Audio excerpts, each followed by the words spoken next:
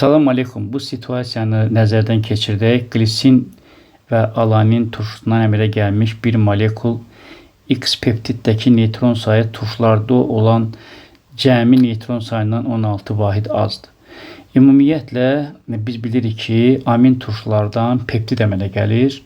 Tutaq ki, məsəl üçün 2 dənə amin turşudursa, oradan deməli dipeptid alınır və oranı 1 mol su tərk edir. Və ya da 3 amin turşudursa, ondan tripeptid əmələ gəlir, oranı 2 mol su tərk edir. Yəni həmişə amin turşuların sayından bir vahid az şəkildə su tərk edir. Və burada da suya baxsaq, su deməli hidrogen və oksigen atomundan ibarətdir. Burada da deməli hidrogenin neytronu yoxdur. Ona görə də biz neytron haqqında ancaq oksigende qərar qəbul etməliyik. Oksigenin də neytron sayı deməli bir oksigen atomunda 8-dir. Bu deməkdir ki, bir dənə oksigen də 1 mol suyun tərkibindədir. Yəni bu zaman bir dənə su tərk eləyirsə, o deməkdir ki, onun içərisində bir oksigen tərk eləyir. Bu da deməkdir ki, 8 neytron tərk eləyir. Ancaq burada 16 neytron tərk edib. Çünki azalma dediyi suya bağlıdır. Neytron olaraq da suyun tərkibindəki oksigenə bağlıdır. Əgər bir dənə su tərk edirsə, oranı 8 neytron tərk edir bir oksigenin tərkibində. Əgər 2 su ayrılırsa, o deməkdir ki, onun tərkibində artıq 2 dənə oksigen var. Bir oksigende 8 neytron, 2 oksigende 16 neytron. 16 azalma 2 mol suya aiddir. Biz qərarlaşdıq və tapdıq ki, buranı 2 mol su tərk eləyib. Bu da o deməkdir ki, burada 3 dənə amin turşudan söhbət gedir. Glisin və alanin cəmi 3 dənə amin turşudur. İndi bilmirəm bunun hansı 2 dənədir, hansı 1 dənədir. Çünki burada o cümləni unudublar. Unudublar nəyə görə? Çünki 2 glisin üstə gələk 1 alanin. Bu zaman buranı 36 su tərk eləyir. Bu 2 vurulsun 75. Bu 1 vurulsun 89. Çıx 36 və yaxud da 1 glisin üstə gəl 2 alanin çıx 36. 1 vur 75. 2 vur 89 çıx 36. Burada maksimum rəqəm alınır. Aydındır. O sözü orada yazmayıbdır. Aydındır. Yəni orada cavabda götürüb. Bunu 1 götürüb, bunu 2 götürüb. Aydın məsələdir. Yəni cavabdan hamımızın xəbəri var. Ancaq nə dərəcədə doğrudur? Bu burada olmalıdır. Yəni maksimum. Yəni ki, glisinlə alaninin əmələ gətirdiyi peptid molyar kütləsi, nə bilim, nisbi molekul kütləsi maksimum olmalı söz olmalıdır. Ki biz oradan bilək ki, bunların hansı, bu 3 dənədən hansı 2 dənədir, hansı 1 dənədir. Ona görə bu maksimum sözü burada yaddan çıxıbdır. Mən elə düşünürəm. Yəni başqa cür buna nə ad vermək olar.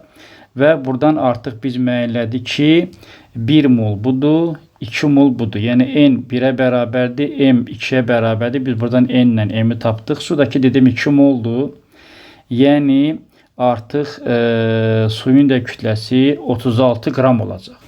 İkinci suala keçirik. Verilmiş nisbətdə əmələ gələn X peptidinin nisbi molekul kütləsi. Yəni dedi ki, 1 alanindir 75-ə, glisindir 75-ə vuram, 2 alanindir 89-a və oranı 2 dənə su tərk eləyir. Bunun da cavabı 217-yə bərabər olacaq. Və burada da yazıb ki, molekul sayı az olan turşunun, yəni glisinin NH2, karbon H2, karbon OOH. Biz bilirik ki, amin turşular nitro birləşmələrlə sinif arası izomerdir və 2 dənə karbonla nitro birləşmə, karbon H3, karbon H2, NO2. Yəni bunun da demək sinif arası izomeri bu olacaqdır. Və 30-cu sualda glisin və alanindən istifadə etməklə alına biləcək dipeptidlərin sayı. Yəni bu A üstü N'dir. Yəni glisin və alanin, yəni A-nın yerinə 2 yazıram. Çünki 2 dənə amin turşudur. N isə burada dipeptid deyirsə 2 yazıram. Bu da 4'dür. Yəni bir dəfə alanin alanindən, bir dəfə glisin glisindən, bir dəfə glisin alanindən, bir dəfə də alanin glisindən. Düzdür, deyəcəyiz ki, burada nə fərq var? Fərq var. Yəni siz onu quraşdırın quruluşunu. Görəcəyiz ki, başqa bir adlar müşahidə olunur orada, başqa düzülüşlər müşahidə olunur. Ona görə də yəni yaddan çıxartmayın, yəni bu qaçılmazdır. Bir dəfə glisin alanin, sonra alanin glisin, artıq burada başqa bir quruluş müşahidə olunur. Ona görə 4 dənə burada dipeptid var və əsas zəncir deyəndə, məsəl üçün tək glisinlə glisin və ya da glisinlə alamin. Məsələn, bir dənə glisin yazaq. Karbon NH2 belə yazaq. NH2 karbon H2 karbon O. Düzdürmü? OH. Artıq demək bu növbəti deməli amin turşu ilə birləşəndə bu zaman buradan OH, buradan da H çıxır. Əsas zəncir nədir? Karbonla azot. Məsələn, mən demişdim ki, zenk, yəni zolal, enant, neylon, kapron. Bunların əsas zəncirində deməli karbonla azot var. Sonra salon, saxaroza, deməli selluloza, lafsan nişasta. Bax, selluloza, lafsan nişasta. Düz deyəcəyiz ki, bu N ilə bu N-i mən çaşdıracağım. Yox, sellulozanın yanında nişasta olurdu. Ona görə buradakı neylondur. Zolal, enant, neylon, kapron, zenk. Bunların əsas zəncirində karbonla azotdur. Bunların əsas zəncirində karbonla oksigen. Düzdür, bura poliformaldehid də aiddir. Polietilen oksid də aiddir bu hissəyə. Nəysə, mövzumuz bu deyil.